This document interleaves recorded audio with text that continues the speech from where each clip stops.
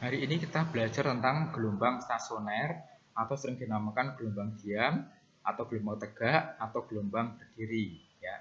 Apa itu gelombang stasioner? Adalah perpaduan antara dua gelombang yang arahnya berlawanan. Yang biasanya frekuensi dan amplitudenya sama. Misalnya antara gelombang datang dan gelombang pantul. Nah, ketika gelombang pantul itu datang dari ujung yang bebas seperti ini ya, maka gelombang pantulnya itu tidak mengalami perubahan. Tapi kalau ujungnya terikat, maka gelombang pantulnya itu akan membalik 180 derajat atau dikatakan terjadi pembalikan fase. Ya, jadi ini membalik ketika di ujung gini. Nah, gelombang pantul membalik ya. Nah, sekarang kita akan lihat gelombang stasioner pada pemantulan ujung bebas. Nah, misalnya ini gelombang yang datang dari kiri ke kanan, gelombang pantul dari kanan ke kiri. Kalau keduanya bergabung, maka akan menghasilkan gelombang baru yang namanya gelombang stasioner seperti ini. Ya. Nah, perhatikan di sini cirinya apa? Gelombang stasioner cirinya amplitudenya maksimum. Ini dinamakan perut, ya. Sedangkan yang minimum dinamakan simbol. Nah, jarak antara 3 perut berturutan atau 3 simbol berurutan dinamakan satu panjang gelombang atau lambda. Pada pemantulan ujung bebasnya berfungsi sebagai perut atau sebagai perut yang pertama. Nah, sekarang kita lihat persamaan gelombang stasioner pada ujung bebas ya. Persamaannya ini diperhatikan ini ya. Y sama dengan 2A cos KX sin omega T. Saya ulangi ya, 2A cos KX sin omega T. Cos KX ini mudahkan saja ini anak cos bebas. Artinya apa? Ketika ujung bebas, maka KX itu adalah cos X gitu. Ya. Lalu titik-titik yang berjarak dari X kita namakan titik P misalnya ya. Ini bisa perut atau simbol. Nah, kita bisa menentukan berapakah jarak simbol atau perut dari ujung bebas.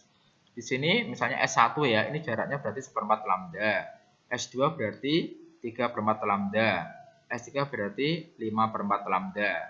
Nah, perut pertama berarti 0. Perut kedua setengah lambda. Perut ketiga setengah lambda. Kalau kita buat rumusnya seperti ini, rumusnya N lambda. Nah, misalnya simbol ketiga berarti N-nya 2. Simbol pertama berarti N-nya 0. Jadi 1 lambda. Perut 2N kali 1 lambda.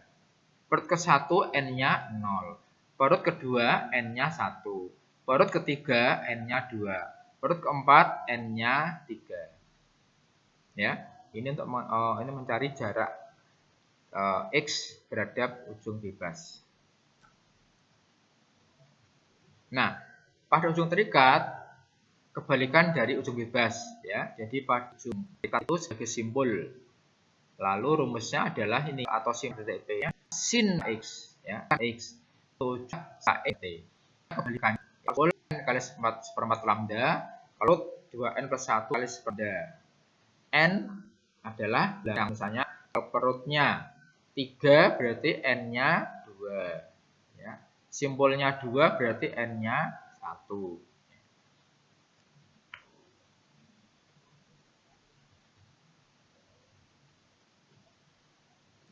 Oke, sekarang kita beri contoh ya. Misalnya tali panjangnya 250 cm, kemudian digetarnya 2, amplitudenya 10 cm dan ujungnya. Nah, anak-anak, di sini yang X-nya sudah diketahui ya, tapi X-nya bisa dicari dengan cara apa? Di sini adalah panjang tali dikurangi jarak titik tersebut dari ujung sumber getar ya. Dari X adalah 5. Jarak dipantul, bukan dari sumber getarnya. Lalu V-nya 5, maka dari rumus V lambda F kita tahunya yaitu 20 cm dan K-nya bilangan gelombang kan 2 lambda. Jadi sama dengan Pi per 10. Kemudian kita amplitude langsung ketika T simbol ke-6 perut 5. Nah, anak-anak, ketika amplitudenya A tambahkan 2 kali sin Pi 10. X-nya ingat adalah 20,7 Pi. Nah, di depan ada 2 Pi. Nah, kalau ada bilangan dikurangi dengan bilangan genap yang dekat dengan 11,75 di bawah 11,5 berarti angka 10 ya. Berarti 11,75 dibanding 10 75 pi. Itu adalah 180 derajat. Tambah adalah 14,14 cm. Ini ambil ujung terikat. Kemudian berapakah kalinya? Ada di mana saja di sini. 2 ke atas 14 kali cos omega adalah 2 kali ya.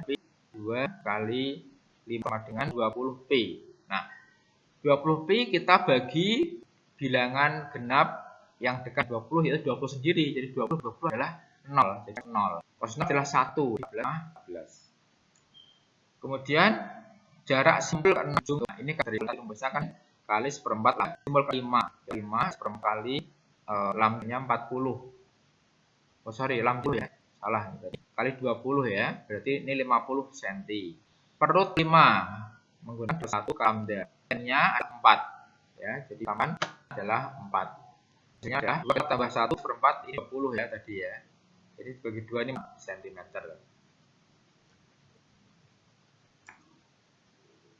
Nah, misalnya ini ya. Ada tali panjangnya 115 digetarkan, ujungnya bebas ya. Ujungnya bebas. Jadi ini adalah ujung bebas panjang 115 meter. Lalu jarak per 3 itu 15 cm dari asal getaran. Jadi P3-nya itu tapi dari asal getaran ya, bukan ujung pemantul. Lalu berapakah panjang gelombangnya dan S2 diukur dari sumber getaran. Nah, itu ingat sekalian ya. Jadi P yang jaraknya itu adalah 15. P ini adalah 15. Ya. Nah, sekarang kita lihat ujung bebas, letak perut ketiganya lambda. Nah, letak perut ketiga X-nya 100, 15. Berarti X-nya adalah 100 ya. 100 sama dengan 2 kali lambda. N-nya adalah 2 ya, karena perut ketiga berarti N-nya 2. Jadi lambnya cm. Berapakah simbol kedua? Nah, simbol ya sama dengan 2 lambda. Simbol kedua berarti N-nya 1. Diganti 1 sehingga hasilnya adalah 75 cm. Ini X ya. Yang dicari adalah jarak S sekarang. Nah, 75 ya. Maka jarak S2 ke sumber getar adalah 115 75 berarti 40 cm. Jadi jarak di sini S2 adalah 40 cm. Demikian presentasi hari ini untuk